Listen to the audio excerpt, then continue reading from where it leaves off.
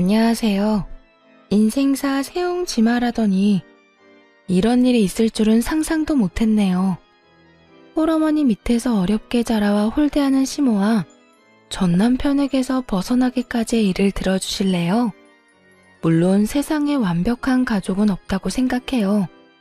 편모 슬아에 어렵게 자라면서도 항상 그런 생각으로 스스로를 위로하며 컸죠. 저라고 원해서 홀어머니 밑에서 큰 건 아니잖아요. 또한 모든 사람들이 그렇듯 가족은 원한다고 가질 수 있는 것도 아니고요. 그런데 시댁 식구들, 특히 시모는 그걸 가지고 매번 무시하고 홀대하기 일쑤였죠. 이렇게 말하면 그렇게 당할 것 뻔히 알면서 왜 결혼했냐고 묻는 사람도 있어요. 뭐 다들 그렇듯 남편이 지켜줄 거라는 그런 멍청한 생각을 하고 있었던 거죠.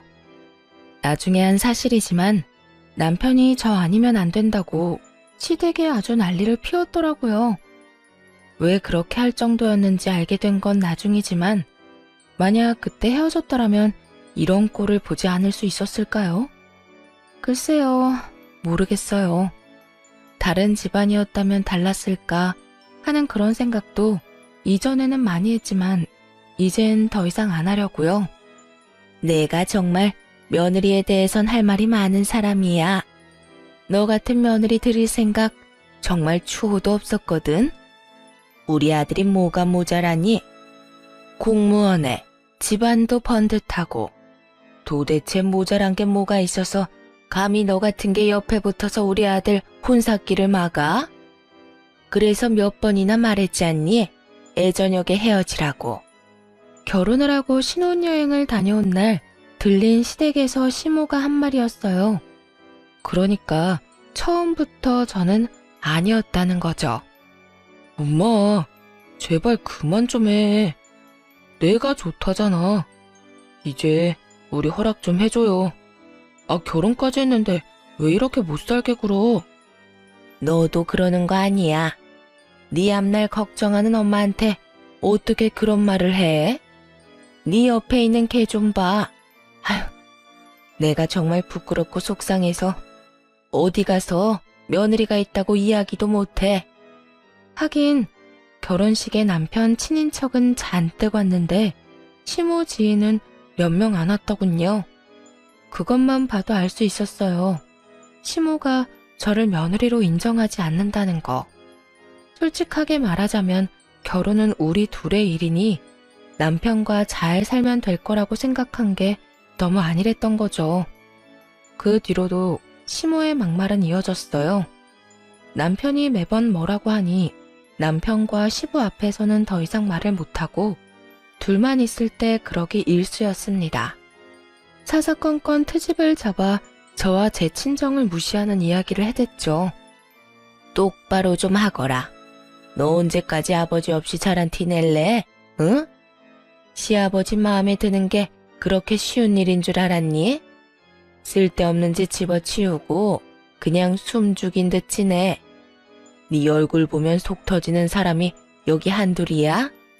하긴 엄마 혼자 뭘 가르쳤겠어. 먹고 사느라 바빠서 애 교육은 뒷전이었겠지. 아으, 지긋지긋해. 언제까지 내가 네 뒤치다거리 다 해줘야 되니? 시부에게 사드리는 선물 하나조차 해도 그런 소리를 들어야 했어요. 게다가 밥상 차리는 것까지 시모에게 한 소리를 들어야 했죠. 그건 거기 아니야. 너는 밥상 차리는 거 하나도 제대로 못 배웠으면서 무슨 결혼을 한다고? 아유, 내가 뭘 바라겠어. 엄마 혼자 키운 딸려니 무식한 게 당연한 거겠지. 어쩜 순진하고 불쌍한 얼굴로 속만 뒤집어 놔? 지금 내가 하는 말이 심하다고 느껴지는 것 같지? 아니야. 그거 다들 그렇게 생각하고 있는 거야. 집안일도 제대로 못해서 보는 사람 속만 뒤집고. 도대체 네 어머니는 뭘 가르친 거니? 너도 그래. 그렇게 악착같이 살았다고는 하지만 재산도 없어, 가방끈도 짧아, 직업도 마음에 안 들어. 그렇다고 집안일을 제대로 하기를 해? 도대체 너희 집에서는 뭘 하고 산 거니? 먹고 산다고 바빴다는 말은 하지도 마. 홀어머니 밑에서 컸다고 그게 면죄 보인 줄 아니? 그거 다 티가 나는 거야. 아무리 숨기려고 해도 사람들이 다 안다고 부모 없이 큰 거. 뭐를 하든 트집을 잡아서 집안 욕을 하는 시모를 보며 물론 가만히 있지만은 않았어요. 처음부터 그럴 수 있었던 건 아니었지만요. 사사건건 트집을 잡으니 그냥 아무것도 안 했거든요. 그랬더니 이번에는 아무것도 안 한다고 화를 내더군요. 너 일도 안 하고 뭐 하는 거니? 어머님이 다 마음에 안 드신다고 하셔서요. 자꾸 배운 게 없다고 하시는데 배울 시간도 안 주셨으니 이참에 그냥 옆에서 어머님 하시는 거 지켜보면서 배울게요. 뭐? 야, 그냥 너 쉬겠다는 거잖아. 그럼 어떻게 하죠? 어머님은 제가 하는 모든 게 마음에 안 드시니 그냥 어머님이 하시는 게 나을 것 같은데요. 어머니도 마음에 안 드는 것 보면서 계속 입 아프게 말씀하시는 것보다는 낫지 않겠어요? 서로 보기 싫은 얼굴 안 봐도 될 테니까요. 누가 그렇게 놔둘 줄 알아? 제가 하는 게 싫으시면 어머님이 하셔야죠. 어머님 하시기 싫으시면 제가 하는 대로 그냥 놔두시던가요. 결국 시모는 혼자 일하는 건 죽어도 싫었는지 더 이상의 간섭은 하지 않았어요. 하지만 틈틈이 제 어머니와 저를 무시하는 발언은 전혀 멈출 생각이 없어 보였죠. 그러다 하루는 시조모님이 명절에 오신다는 이야기를 전해 들었어요. 우리 할머니 이번 명절에 오실 거야. 그때 결혼 전에 인사드리러 갔을 때 보고 처음이지? 응. 할머님은 어떤 분이셔? 이게 가장 중요한 문제였어요. 시모와 비슷한 사람이면 큰일이잖아요. 그런데 남편이 그러더군요. 할머니는 좀 힘들게 사셨어. 교통사고로 할아버지가 일찍 돌아가셔서 할머니 혼자서 아버지랑 고모를 키우셨거든. 한평생 자식들 지킨다고 재혼도 안 하시는 거 보면 진짜 대단하시지.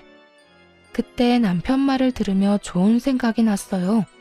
이거면 시모 뒤통수를 한 대 정도는 때려줄 수 있지 않을까 생각했거든요. 그렇게 명절날이 돼서 시조모님의 집에 방문했어요. 그래, 우리 손부 오랜만에 보는구나.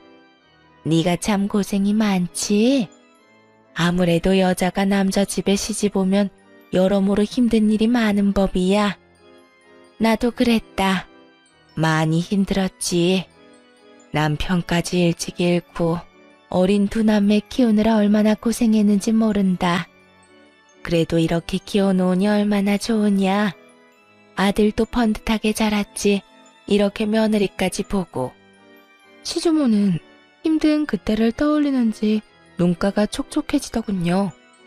듣다가 이때다 싶어서 시주모에게 말했어요. 하긴 한부모 가정에서 자란 며느리나 사위를 좋아하는 사람은 없죠. 아버님도 결혼하시기 힘드셨겠네요. 사실 부모가 한 사람이라도 없으면 다 티가 난다고 하잖아요. 그만큼 분명 모자란 게 있을 테니까. 하나 남은 부모야 자식 새끼 먹이려고 뼈 빠지게 일하느라 남아있는 애들을 봐줄 사람이 없으니 가정교육도 제대로 못 배웠을 거고, 그러다 보면 주위 사람들도 그런 가정에서 태어난 사람은 별로 안 좋아할 테고요. 평소 시모에게 듣던 말이었죠. 그 말을 듣더니 시조모의 얼굴이 완전히 굳어버리더군요. 그러자 남편이 깜짝 놀라 말했어요. 당신 지금 그게 무슨 소리야? 당신도 편모 가정이면서 어떻게 할머니한테 그런 소리를 해? 시부도 표정이 굉장히 안 좋았어요. 그걸 보고도 뭐가 문제냐는 듯 아무것도 모른다는 식으로 대답했죠. 이게 잘못된 말이었나요? 죄송해요. 어머님한테는 매일 듣는 말이었거든요. 그래서 다른 사람들도 다들 그렇게 생각하는 줄 알았어요. 사실 이전에는 어머님이 저를 미워해서 그런 말을 하시는 거라고 생각했는데 아버님께서도 편모 가정에서 자랐다는 이야기를 들으니 너무 과하게 생각했던 것 같더라고요. 그런 아버님이랑 결혼한 어머님이라면 아무런 사심 없이 이야기한 거겠구나 싶어서요. 그렇죠, 어머님? 제 말이 끝나자 이번에는 시모 얼굴이 하얗게 질렸어요. 그게 무슨 말이니? 내가 언제 너한테 그런 말을 했어? 너 이렇게 사람 함부로 모함하는 거 아니다? 모함이라뇨. 어머님이 평소에 하신 말씀 반의 반도 안 했는데요. 매번 너희 엄마한테 도대체 뭘 배운 거냐고 그렇게 말씀하셨잖아요. 오늘도 음식 준비하면서 그렇게 말씀하셔놓고선. 에미야, 너 정말로 손부한테 그런 소리를 했어? 어머님, 그게 아니라요. 그게 아니긴 뭐가 아니야. 내가 알기로 손부도 홀어머니 밑에서 자랐다는데. 설마 너 그걸로 저 어린 것한테 시어머니 노릇을 한 거야? 내가 언제 너한테 그런 거 하라고 가르쳤어? 네 마음이 좁고 편협하다는 건 익히 알고 있었지만 설마 네 며느리한테 그런 말을 할 정도로 좁아 터졌는지는 또 몰랐구나. 그래, 그런 이야기를 한 이유가 대체 뭐냐? 이유라도 들어보자. 너 설마 우리 아들이 마음에 안 들었니? 내 자식도 네 눈에는 애비 없이 혼자 자란 티가 나 보이든? 그래서 마음에 안 든 거라도 있어서 그런 말을 한 게야? 어머님, 아니에요. 설마 그런 생각을 하고 있었겠어요? 그냥 저는 며느리로 들어온 애가 생각했던 것보다 못 미치는 애라. 결혼은 네 아들이 하지 네가 하는 게 아니잖아. 그리고 말이다. 정말 평소에 그런 생각을 안 했으면 어떻게 그런 말이 그렇게 술술 쉽게 나왔겠어? 정말 이런 애인지 몰랐다. 내 앞에서는 항상 웃으며 살랑거리더니 마음속에는 그런 고약한 심보를 갖고 있었어. 어머님, 죄송해요. 제가 실언을 했어요. 시모는 시조모에게 죄송하다며 빌다가 저와 눈이 마주치고는 부릅뜨고 노려보더군요. 뭐 노려보면 어쩔 거예요. 지금 당장 혼나고 있는 건 시모고 저는 그저 피해자인데. 결국 시모는 무릎 꿇은 채로 시조모에게 미친 듯 혼나고 그 후 시댁 생활이 좀 더 편해질 수 있었죠. 시조모가 시모를 혼낸 다음 그러시더군요. 아가, 그런 말 귀담아 듣지 말거라. 정말 편협하고 속 좁은 인간들이나 그렇게 생각하는 거야. 나라고 애 아빠를 일찍 잃고 싶었겠니? 그게 사람 마음대로 안 된다는 거 잘 알고 있다. 네 시어미가 하는 말에는 너무 마음 두지 말어. 그리고 앞으로도 저런 쓸데없는 말 짓거리면 나한테 전화해서 이야기하거라. 네 시어머니한테 한마디 해줄 테니. 그 이야기를 듣는데 마음이 든든하더군요. 그렇게 시모에게서 벗어날 수 있었어요. 시주모에게 잔소리를 듣고 일어나던 시모가 분한 듯 노려봤지만 뭐 어쩌겠어요. 이미 시조모에게 시모는 찍혀버린 것을요. 그동안 시부가 홀어머니 밑에서 컸다는 걸 몰랐는데 자기 부군이 그런 환경에서 자랐다는 걸 알면서도 그런 식의 욕을 할 수 있었던 시모가 어찌 보면 참 대단하기도 했죠. 그렇게 시모가 당한 뒤로는 절대로 그런 이야기를 안 하더군요. 시조모가 제 전화번호까지 받아갔거든요. 정기적으로 연락하라고요. 효과가 좋았죠. 그래서 저는 앞으로도 이렇게 평온할 줄로만 알았어요. 그 다음에 다가올 비극은 더 큰 것이라는 것도 알지 못하고 그 일이 있고 몇 달 뒤의 일이었어요. 그날은 몸이 안 좋아 일찍 집에 가 있는 상황이었어요. 남편이 왔는데 마중도 나가지 못할 정도로 기진맥진해 있었죠.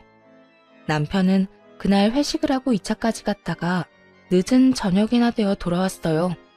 집에 도착해서는 친구와 통화를 하는데 아마 제가 자고 있다고 생각했던 것 같더라고요.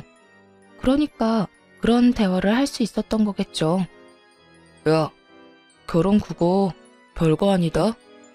네가 너무 진지하게 생각하는 거라니까. 뭐? 왜 결혼했냐고? 그렇지. 뭐 더 좋은 여자 만날 수도 있긴 했지. 근데 일부러 그런 여자는 안 만났어. 이게 무슨 말인가 싶었어요. 당연히 남편이 절 사랑해서 결혼했다고 생각하고 있었으니까요. 그래서인지 그때까지만 해도 그 뒤에 무슨 말이 나올지도 모르고 별 생각 없이 듣고 있었네요. 우리 와이프가 좀 불쌍하잖아. 가진 것도 없고 아버지도 없고 딱 봐도 뭔가 챙겨주지 않으면 안 될 것처럼 그렇게 보이지? 그래서 선택한 거야. 너도 알아도. 잘난 여자 만나면 남자만 피곤해. 다 맞춰줘야 하니까. 적당히 모자란 여자 만나면 네가 핸들링하기가 쉽잖아. 순간 망치로 머리를 한 대 맞은 기분이었어요. 설마 남편이 그런 생각으로 결혼을 했을 거라고 상상조차 못했거든요. 그딴 의도로 그런 쓰레기 같은 생각으로 시모의 반대도 무릅쓰고 결혼을 했다고요? 정말 믿겨지지 않았어요. 손이 덜덜 떨리더군요. 쓰레기라니. 야, 결혼은 현실이야. 너 잘난 여자랑 결혼해서 잡혀 살 자신 있어? 난 그렇게 못 살거든. 난 해보고 싶은 거, 사고 싶은 거 다 해가며 살아야 하고 원하는 거 다 누리면서 살아야 돼. 그러려면 어느 정도 부족한 여자가 좋다니까. 내가 우리 엄마 반대를 무릅쓰면서까지 왜 이 여자를 와이프로 만들었는데? 다 그런 것 때문이잖아. 너도 결혼해보면 이게 얼마나 편한지 느낄 수 있을 거다. 남편 말에 점점 더 무너지는 기분이었어요. 당장 나가라고 소리치고 싶었지만 지금 당장 이 사람한테 화를 낸다고 해서 달라질 게 없다는 것도 알고 있었어요. 그때 그 이야기를 들으며 최악의 경우는 이혼까지도 생각이 들었어요. 하지만 그마저도 마음대로 생각할 수조차 없었죠. 혼자 저를 키워온 어머니가 많이 아프셨거든요. 그런 어머니에게 이혼 소식을 전하면 분명히 좋지 못한 영향을 끼칠 것 같았고 크게 걱정이 되더라고요. 여태 모든 걸 희생한 엄마인데 딸이 결혼에 제대로 살지도 못하고 이혼하게 됐다는 걸 보여주라니 참 죄송하고 슬픈 일이잖아요. 그렇게 시끄럽게 한참을 떠들던 남편놈은 안방에 들어와서야 저를 한번 확인하고는 아차 싶었는지 목소리를 낮추더군요. 그러더니 곧 전화를 끊더라고요. 그리곤 슬그머니 제 이름을 부르는데 못 들은 척 했어요. 심장이 쿵쿵 뛰고 머리가 하얘져 어떻게 해야 할지 모르겠기도 하고요. 그래서 그냥 자는 척을 했죠. 그 뒤로 정말 미친 듯이 고민을 했어요. 이걸 어떻게 할까? 이혼을 해야 할까? 이혼을 하게 된다면 어떻게 해야 좀 더 유리하게 진행할 수 있을까? 그리고 이혼 후도 생각을 해야 했죠. 막무가내로 덤빈다고 해서 현실적인 어려움이 사라지는 건 아니잖아요. 다행인 건 남편과 제 사이에 아이가 없어 이혼은 쉽겠지만요. 그렇게 머리가 터질 듯이 고민 중이었는데 하루는 시모와 시부가 부부 동반 모임을 간다고 하더군요. 근데 때마침 공교롭게도 남편도 그날 약속이 있다고 나갔어요.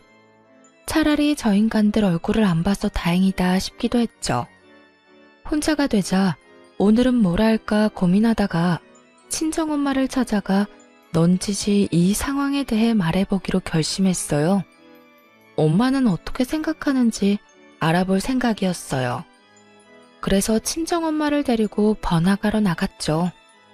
오랜만에 식사 대접을 하는 거니 좋은 곳에서 맛있는 걸 사주고 싶었거든요. 그렇게 빌딩에 도착해서 올라가는데 정말 우연히도 시모와 마주쳤어요.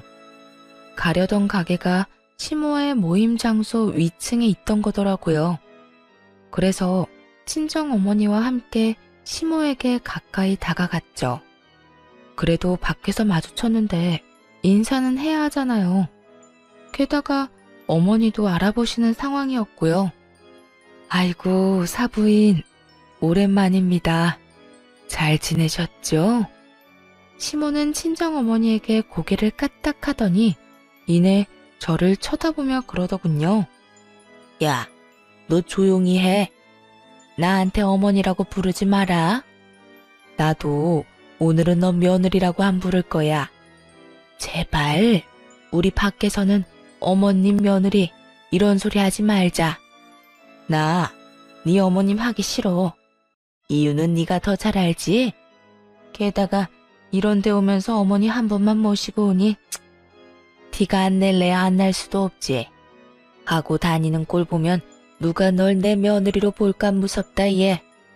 어쨌든 오늘은 마주치더라도 아는 척 하지 마. 어머님이라고 부를 생각도 하지 말고. 마음속에서 솟아오른 분노를 최대한 억눌렀어요. 저 사람은 지금 인사하는 저희 어머니의 인사도 받아주지 않았고 제게는 어머니라고 부르지도 말라고 하는 거였어요. 그 이유야 뻔했죠.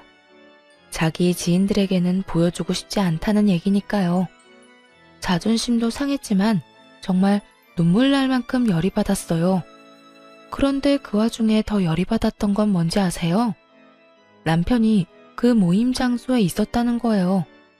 알고 보니 시모와 시부의 부부 모임이면서 자식들 내외도 다 같이 오는 모임이었던 것 같더라고요. 어릴 때부터 함께한 지인이다 보니 아마 자식들끼리도 친한 모양이었죠. 그런데 며느리인 저는 쏙 빼놓고 아들놈만 데려간 걸 보니 정말 뒤통수 맞은 기분이었네요. 게다가 이런 장소에 가면서 한마디 말도 없었던 남편에게도 마지막 정이 다 떨어지는 순간이었어요. 정말 그나마 남아있던 잔정도 말이죠. 예, 너희 시어머니 저기다 무슨 소리니? 왜 아는 척을 하지 말래? 너 혹시 결혼하고 무슨 일이 있었어? 아니야. 엄마 먼저 위에 가서 잠깐 있어. 아버님한테 인사만 하고 갈게. 저런 말을 듣고 엄마에게도 이런 꼴을 보이고서 이대로 그냥 갈 생각은 눈꼽만큼도 없었거든요. 시모의 저런 행동과 남편의 모습을 보니 그제야 깨달았거든요. 여기서 아무리 더 불행해진다고 한들 저 인간들이랑 같이 살면 그거야말로 더 불행하면 불행했지 나아지진 않겠구나라는 걸요. 거기까지 생각하고 일부러 시부를 찾아갔어요. 시부를 찾는 건 쉬운 일이었어요. 남들보다 키가 크셨거든요. 그 연세치고는. 성큼성큼 걸어가서 지인들과 함께 있던 시부에게 인사를 했어요. 안녕하세요, 아저씨. 제 호칭에 시부가 경악하더군요. 당황하며 제게 말했어요. 아가, 갑자기 웬 아저씨냐? 아, 방금 이 앞에서 시어머니를 만났는데 어머님이라고 부르지 말라고 하시더라고요. 절 며느리라고 소개하기 싫으신 것 같아서요. 그런데 그런 상황에서 아버님을 아버님이라고 부르면 어머님이 얼마나 황당하시겠어요. 그래서 어쩔 수 없이 아버님을 아저씨라고 불렀어요. 죄송해요. 그런데 어머님도 참 너무하시네요. 아무리 제가 탐탁지 않다고는 하셔도 그렇지 제 어머니의 인사까지 그렇게 무시할 필요가 있었을까요? 그 말에 시부 얼굴이 순식간에 당황으로 변하더군요. 설마 사부인이 보는 앞에서 너한테 그런 이야기를 한 건 아니지? 저희 어머니 보는 앞에서 말씀하셨고요. 저희 어머니 그거 다 들으셨어요. 이젠 저도 어떻게 해야 될지 모르겠네요. 제 이야기를 들은 시부가 노발대발하며 시모를 찾더군요. 그 덕에 남편도 시부가 있는 곳을 찾아왔어요. 그리고는 제가 여기 있는 것을 보고 깜짝 놀라더군요. 당신이 왜 여기 있어? 왜? 내가 오면 안 되는 곳에 왔어? 아니, 그게 아니라 그런데 왜 이렇게 소란스러운데? 그건 당신 엄마한테 물어봐. 결국 시끄러운 소리에 시모가 시부를 찾아왔죠. 아니, 당신은 도대체 왜 이렇게 시끄럽게 굴어요? 어머, 넌? 시부에게 말을 걸다가 그 앞에 있는 저를 보고 깜짝 놀라더군요. 당신 대체 생각이 있어 없어? 어떻게 며느리한테 그런 이야기를 해? 사부인 보는 앞에서. 제가 뭘 어쨌다고 그래요? 그냥 조용히 지나가고 싶은 마음에 아는 척 하지 말라고 한 것뿐이에요. 이게 그냥 조용히 지나갈 일이야? 어떻게 사부인 보는 앞에서 며느리한테 시어머니라고 부르지 말라고 할 수가 있어? 당신 진짜 생각이 있는 거야, 없는 거야? 저번부터도 그렇지만 아무리 생각해봐도 도저히 이해가 안 돼. 왜 이해가 안 돼요? 난 이해가 되는데. 애초에 저런 애 며느리로 받아들일 생각 없었다고요. 쟤보다 훨씬 괜찮은 여자애도 많았는데 왜 저런 애가 우리 아들 와이프인 거예요? 대체 왜? 당신은 그게 싫지도 않아요? 그 수많은 재원들. 집안도 빵빵하고 얼굴도 예쁘고 돈도 잘 버는 그런 애들이 줄을 섰었는데 왜 꼭 저 여자애냐고요? 아무것도 없잖아요. 돈도 없고 그렇다고 집안이 좋은 것도 아니고. 지금 그걸 말이라고 해? 당신 아들이 좋다잖아. 좋아해서 결혼한 사람한테 뭘 더 바라는 건데. 두 분이 크게 싸울수록 남편 놈 표정은 일그러져 가더군요. 그러더니 저를 어디론가 끌고 갔어요. 그렇게 조용한 곳에 도착하고서 곧 따지듯이 묻더군요.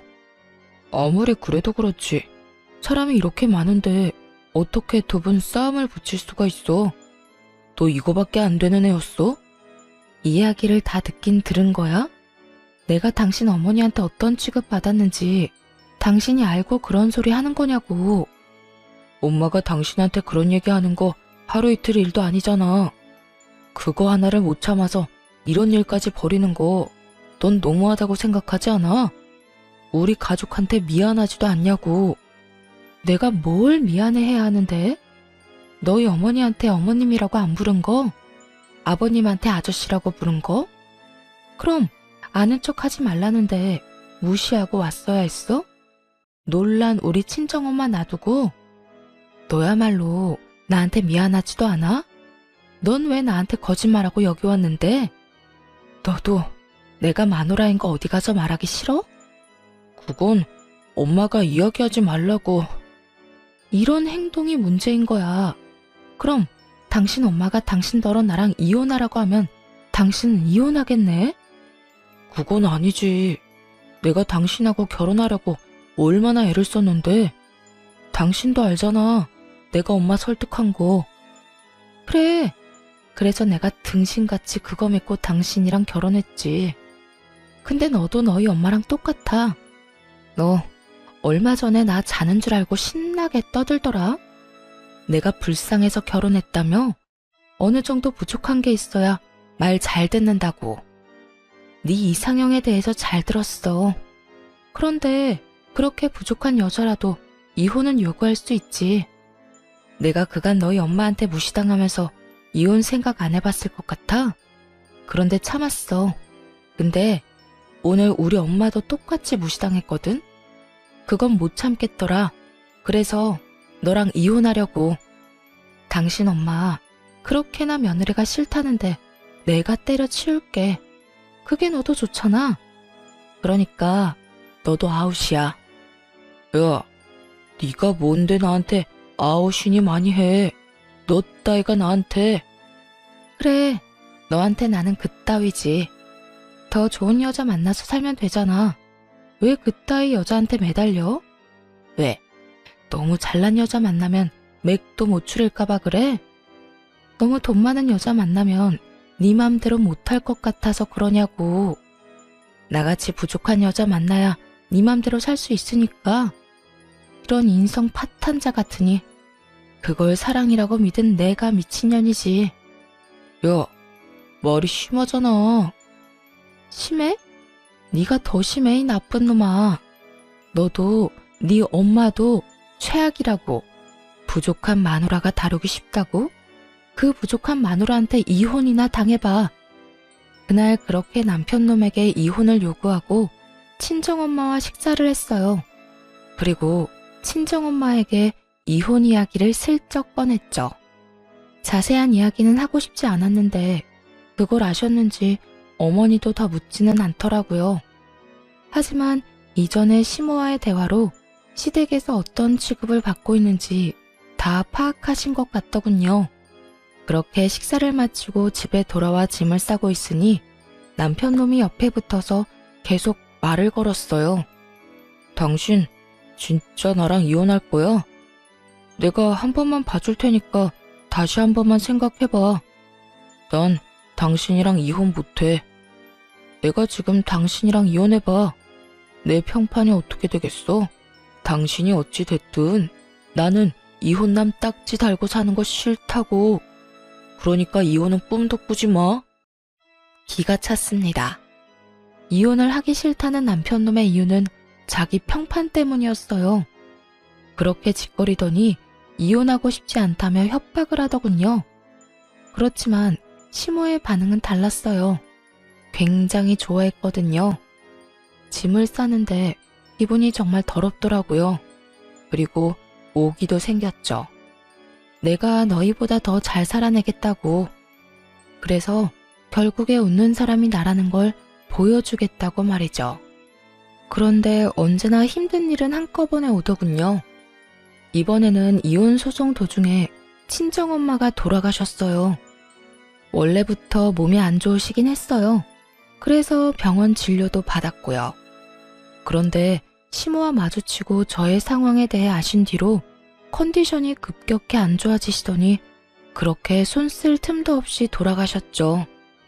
너무 힘들었어요. 그런데 어떤 멀끔한 아저씨가 와서는 부의금으로 1억을 내고 가신 분이 계셨어요. 그것도 제게 직접 전해주셨죠. 그 아저씨를 붙잡고 물어봤어요. 왜 그렇게 큰 돈을 준 것인지. 내가 아가씨 엄마한테 신세를 많이 줬어. 사실 그 돈으로도 모자라지. 더 주고 싶은데 아가씨가 그걸 안 좋아할 수도 있다는 생각이 들어서 자제한 거야. 엄마에게 신세를 졌다고요? 엄마는 그런 얘기 없었는데. 혹시 혼자서 하기 힘든 일 있거나 버거운 일 있으면 나한테 연락해요. 나라도 대신해서 열심히 아가씨 도와줄 테니까. 그 정도로 아가씨 엄마한테 내가 갚아야 할 게 많은 사람이거든. 어쨌든 저는 그 친절한 아저씨가 준 돈과 어머니가 남긴 유산으로 집을 구하기로 했어요. 여자 혼자 집을 보러 다니면 위험한 일이 있을 것 같아 그 아저씨에게 조심스럽게 연락을 했죠. 그리고 생각보다 좋은 집을 생각보다 좋은 조건에 계약할 수 있게 됐어요. 그 아저씨는 저와 함께 다니며 아주 꼼꼼하게 모든 걸 다 알아봐 줬어요. 무엇보다 안전한지부터 확인하더군요. 참 고마운 분이셨죠. 그래서 집 계약한 날 아저씨에게 식사 대접을 하기로 했어요. 그런데 그곳에서 정말 우연찮게도 다시 시모와 마주쳤어요. 아무래도 생활권이 좁은 지방인데다가 남편과 자주 다니던 곳이 시모의 단골 가게이기도 하니 계속 마주치게 되더라고요. 아이고, 너도 참 대단하다. 우리 아들이랑 이혼 준비하면서 아저씨를 만나? 벌써부터 다른 남자 잡아서 결혼하려는 생각이니? 정말 천박하다, 천박해.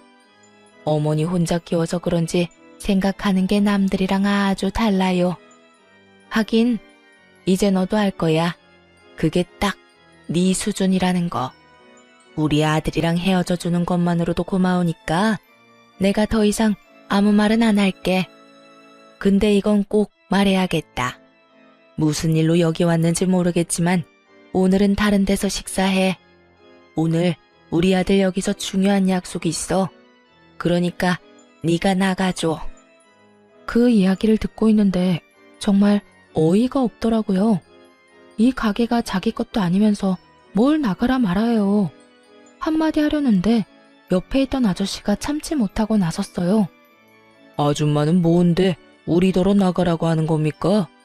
아줌마가 이 가게 사장님이라도 돼요? 사장은 아니지만 이 애랑 내가 그리 좋은 사이는 아니거든요. 그리고 그쪽도 딸 같은 애 데리고 이런 데 와서 밥 먹고 그러는 거 좀 그렇지 않나? 남들 보기 얼마나 부끄러운지도 모르고. 하긴 그런 짓 저지르는 사람들은 부끄러움도 모르더라. 저 아저씨를 싸잡아 모욕한 시모의 입은 정말 한 대 쳐주고 싶을 만큼 얄미웠어요. 제가 여기 사장 지인입니다. 아주머니야말로 정신이 나갔네. 나랑 이 아가씨가 어떻게 그런 사이로 보여요? 뭐 눈에 뭐만 보인다더니 생각하는 것도 천박한 것이. 아가씨는 대체 이런 사람이랑 어떻게 아는 사이야? 지금 이혼 소송 중인 전 남편 어머니예요. 아, 이 아줌마가 아가씨 엄마를 무시했다던 그 사람이에요? 아가씨도 무시하고?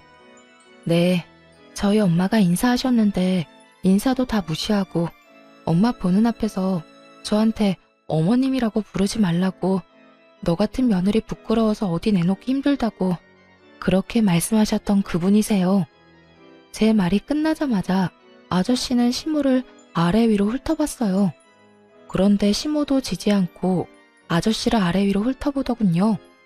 그러더니 아저씨 하는 말은 싹 다 무시하고 저한테 이야기하더군요. 안 나갈 거면 우리 아들 방해나 하지 마. 우리 아들 오늘 선 보는 자리야. 선볼 여자분 집안이 빵빵한가 보죠. 빵빵하다 마다. 부모님이 의사야. 그것도 꽤나 큰 병원에 계시고 너하고는 비교조차 안 되지. 그럼 학교도 좋은 데 나왔겠네요. 당연한 얘기 아니니? 인서울의 유명한 대학 나와서 해외 유학까지 한 채원이야. 한마디로 엄청 잘난 여자란 얘기네요. 뭐 어차피 안 될 것 같은데 잘해보세요. 제가 그렇게 말하자 저에게 따지고 싶어 하던 시모가 입구 쪽을 보고 살짝 눈이 굳었어요. 며느리감으로 시모가 점 찍어놓은 여자가 들어오고 있었던 거죠. 시모는 제게 한마디도 없이 후다닥 그 여자가 들어오는 곳으로 향했어요. 그걸 뒤로 하고 아저씨와 식사를 하고 이야기를 나누고 있었어요. 그런데 예상보다 일찍 남편의 선자리가 끝났더군요. 게다가 주선자들이 있는 상태로 말이죠. 여자 쪽 사람들이 나가자마자 시모가 제게 왔어요. 도대체 이게 다 무슨 일이냐? 너 뭔가 알고 있지? 마지막에 그 아가씨 오기 전에 너 나한테 뭐라고 했잖아. 그런데 시모가 그런 이야기를 하는 도중 남편 놈이 저를 알아보고는 딱 달려오더군요. 당신도 여기 있었어? 날 봤으면 아는 척 해야 될 거 아니야. 그리고 옆에 이 아저씨는 누군데? 너 설마 그동안 다른 남자 만났어? 너 우리 이혼 소송 기간이라도 다른 남자 만나면 유책 배우자 되는 거 몰랐어? 와, 너 진짜 웃긴다. 얌전한 고양이가 부뚜막에 먼저 올라간다더니. 이 녀석아, 좀 가만히 있어봐. 엄마 이야기하잖아. 어서 이야기해봐. 너 도대체 뭘 아는데? 저 여자가 우리 아들 싫다고 할 줄 알았느냐고. 어머님은 아드님을 정말 모르시네요. 그 아드님 이상형이 어떻게 되는지 알아요? 어떤 여자랑 결혼하고 싶어 하는지는 알고서 선자리 봐주시는 거냐고요. 여자가 예쁘고 똑똑하고 돈 많으면 됐지. 돈도 잘 벌고. 그거 아니야? 어머님 아들은요, 그런 여자가 이상형이 아니에요. 한눈에 봐도 불쌍해 보이는 여자가 그 사람 이상형이거든요. 그런 인간한테 매번 잘난 여자를 들이밀면 당연히 싫다고 하는 거죠. 우리 아들이 왜 그런 여자를 좋아해? 너 미쳤니? 네가 우리 아들 이상형이라고 말하고 싶은 거야? 설마요. 누가 불쌍한 걸 이유로 이상형이 되고 싶겠어요? 저도 우연히 들어 알았어요. 저 사람이 다른 친구랑 통화하는 거. 그때 그러더라고요. 뭐 하나 부족해서 다루기 쉬운 여자, 그런 여자랑 결혼하라고. 친구한테 조언까지 해주던데요.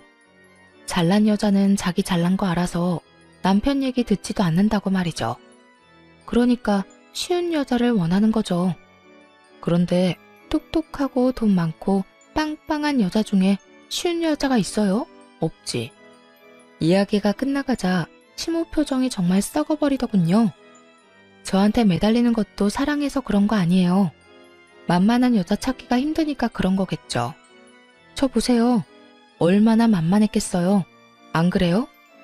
말이 진행될수록 시모의 얼굴은 점점 침울해졌어요. 그리고 남편 놈은 다급해졌죠. 그런 이야기를 왜 엄마한테 해? 그런데 이제 어쩌나? 나 얼마 전에 돈 생겼거든? 어머니 돌아가시고 유산도 많이 남겨주셨고 보험으로 돈도 좀 많이 들어왔어. 그래서 그 돈으로 집 계약하고 왔고. 아, 그러고 보니 오늘 이혼 판결 났네? 앞으로는 이렇게 안 마주쳤으면 좋겠고 우리 헤어지더라도 선은 넘지 마. 아무리 그래도 그렇지 서로 아무것도 모르게 가게 들어왔는데 나더러 나가라고 하는 건 아니지 않나? 이젠 완전 남남이잖아요, 아줌마. 나 진짜. 여보, 당신이 생각하던 그런 거 절대 아니야. 내가 왜 그런 이유로 당신을 좋아해? 그냥 그건 농담이었어, 농담. 농담 같은 소리하고 자빠졌네. 야, 넌 농담을 그렇게 진지하게 하니? 결혼 앞두고 고민하는 친구한테 그런 이야기 해주는 거 보니 네 인성이 보인다, 인성이. 2번 다시 나한테 여보라고 부르지 마. 결판 났으니까. 그리고 내 인생에서 좀 꺼져줘. 제발 이렇게 알짱거리지 마. 그렇게 남편놈과 시모를 버려두고 저는 아저씨와 함께 밖으로 나왔어요. 옆에서 모든 걸 듣고 있던 아저씨 표정이 별로 좋지 않아 보였죠. 아저씨한테 이런 모습 보인 것도 좀 그렇긴 했어요. 그런데 아저씨가 저한테 묻더군요. 아버지 없다고 힘들게 산 것 같아서 마음이 안 좋네. 혹시 아버지 원망하거나 그렇진 않아요? 아, 아버지요? 저 어릴 때부터 없었거든요. 완전 갓난쟁이 때부터. 사실 나 버린 건 원망 안 해요. 무슨 기억이라도 있어야 원망을 하죠. 누구를 어떻게 원망해요?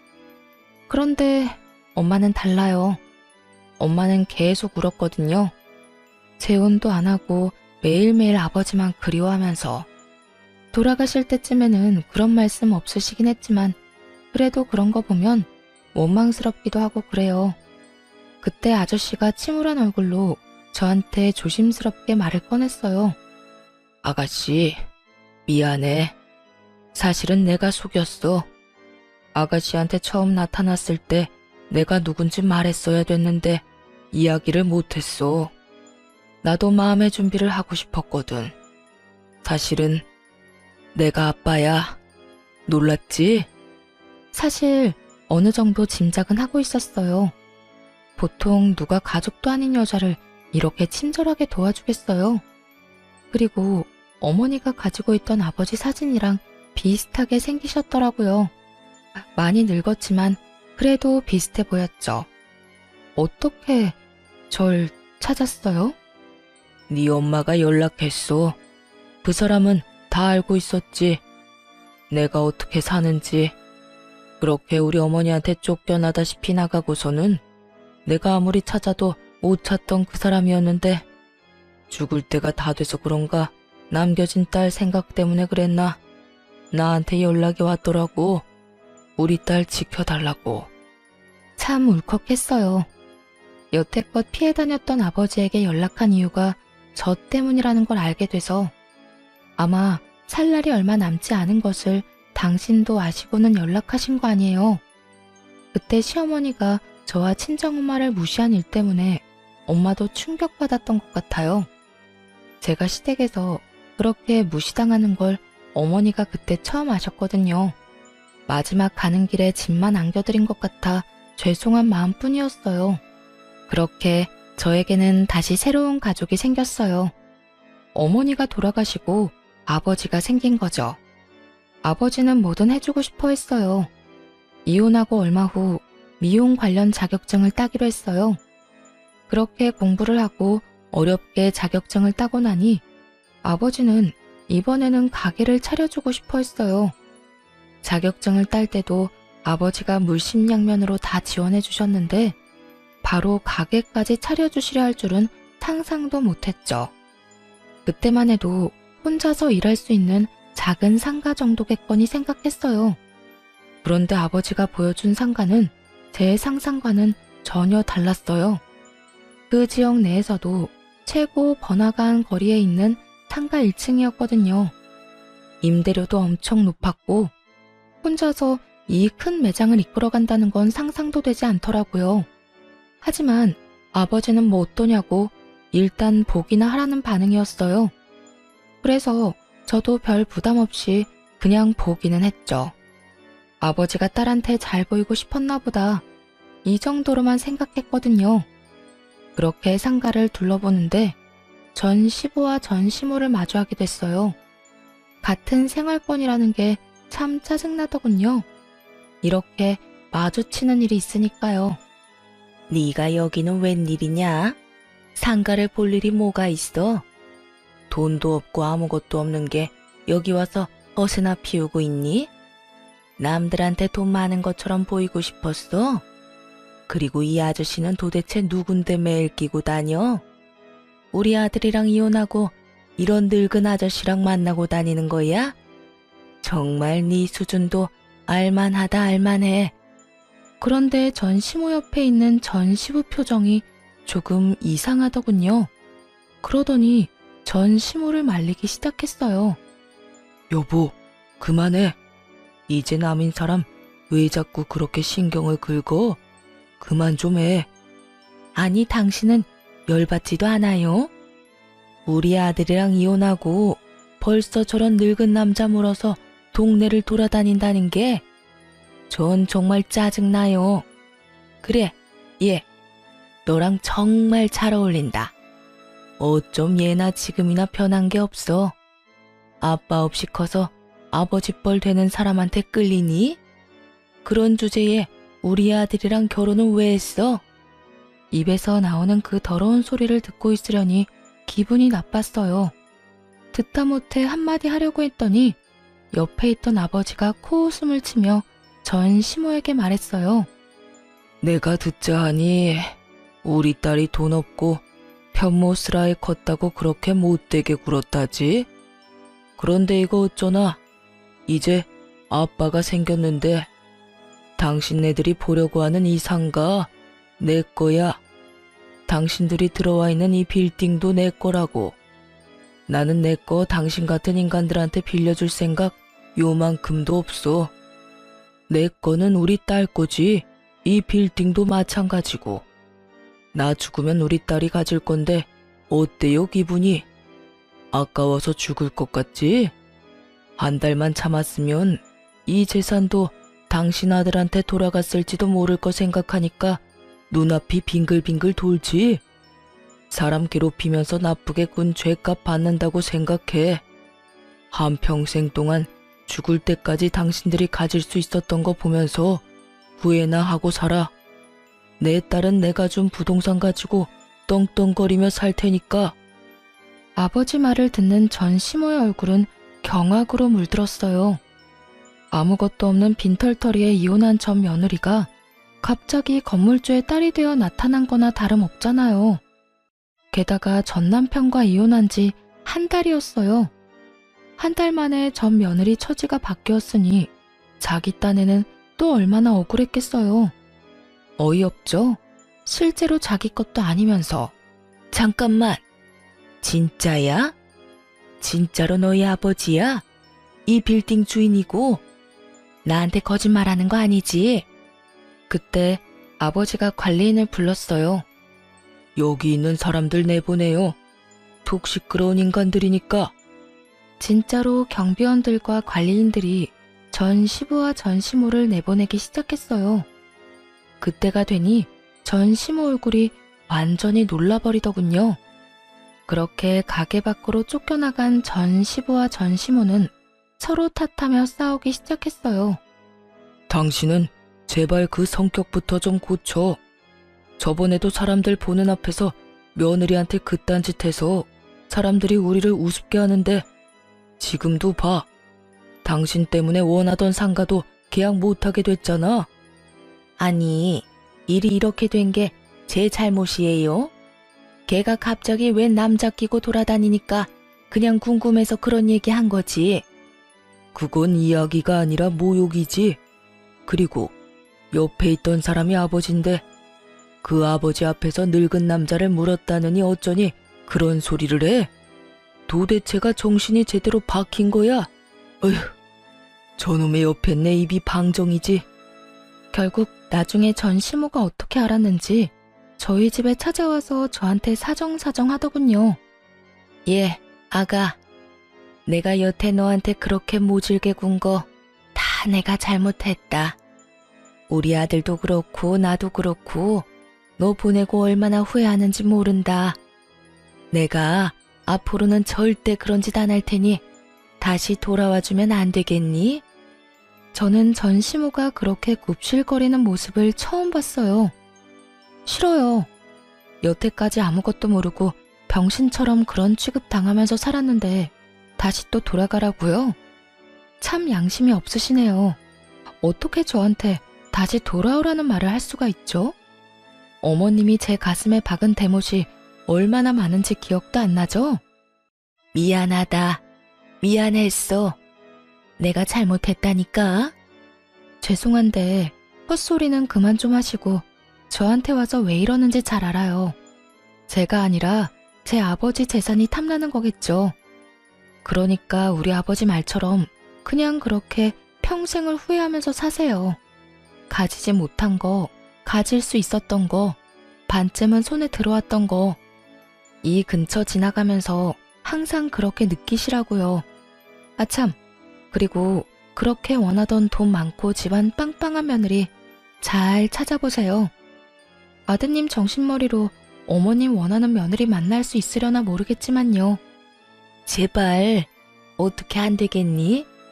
네 시아버지가 네 가게 들어가는 그 1층 상가가 너무 갖고 싶다는데 내가 그런 말에서 망쳐버렸으니 어떡하니? 내가 책임을 지는 게 맞지. 그럼 더 좋은 가게 알아보시면 되죠. 상가가 어디 거기뿐이에요. 한 번만 더 말도 안 되는 소리 짓거리면 정말로 이 근처에는 발도 못 디디게 해줄 거예요. 당신이 전 며느리한테 어떤 짓 했는지 내가 다 까발릴 거라고. 그런 소문나도 동네 돌아다닐 수 있는지 어디 한번 봅시다. 결국 제 말에 전 시모는 망연자실 앉아만 있더군요. 그런 전 시모를 내버려 두고 나왔죠. 이제 와서 욕심이 나긴 했나 보더라고요. 사촌이 땅을 사도 배가 그렇게 아픈데 이혼한 전 며느리가 알고 보니 긁지 않은 복권이었다는 걸 알았으니 이미 손안에 들어왔던 거나 마찬가지인 복권을 포기한 거나 다름없잖아요. 평생 그 생각으로 고통받으며 살 거 생각하니 웃겨서 웃음이 멈추질 않더군요. 그 뒤로 그 사람들 연락을 받은 적은 없어요. 제가 먼저 알아볼 생각도 없고요. 그냥 안 보고 사는 게 제일 낫다는 생각을 하고 있어요. 살다 보니 참 이런 일도 생기는군요. 홀가분하면서도 쓴웃음이 나오지만 그래도 탈출하고 나서는 마음이 훨씬 편해요. 아마 계속 참기만 하고 그 사람들과 살고 있었다면 언젠가 했던 생각처럼 불행했으면 불행했지 이런 날은 오지 않았을 거예요. 아버지를 만나 제 배경이 바뀐 것을 알고 전 시모의 태도가 바뀌었다 해도 그건 그거대로 기분이 좋지만은 않았을 거고요. 이제는 그런 일도 있었지 하고 털어버리고 새 미래를 향해 나아갈 생각입니다. 그래도 힘든 일이 있으면 좋은 일도 생기는 법인 것 같아요. 긴 글 읽어주셔서